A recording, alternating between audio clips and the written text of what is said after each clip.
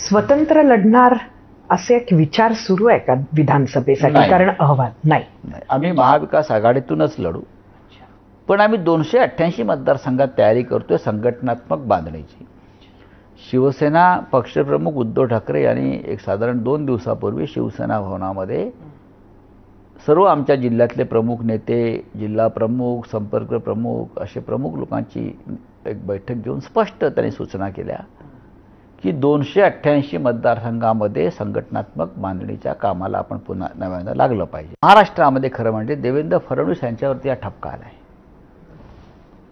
बघा, अजित पवार आणि एकनाथ शिंदे यांना लोक विचारत नाही, जुमानत नाहीत. फडणवीस हे या राज्याचे नेते होते. त्यांना अत्यंत तरुण वयात या राज्याचं नेतृत्व करण्याची संधी प्राप्त झाली.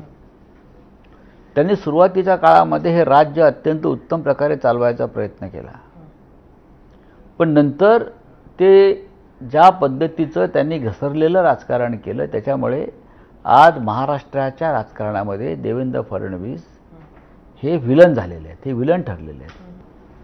जर भारतीय जनता पक्षानं हे जे आमची मतं खाण्यासाठी ज्या काही यंत्रणा उभ्या केल्या, ज्याला तुम्ही सुपारी गँग म्हणता, त्या नसत्या तर आम्ही नक्कीच 38 जागा जिंकलो असतो.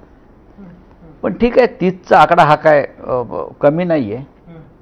महाराष्ट्रात 48 पैकी 30 जागा जिंकणं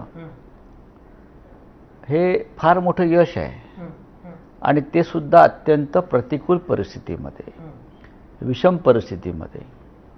महाविकास आघाडीतले 2 प्रमुख पक्ष जे आहेत ते पक्ष पूर्णपणे फोडलेले आहेत. आणि या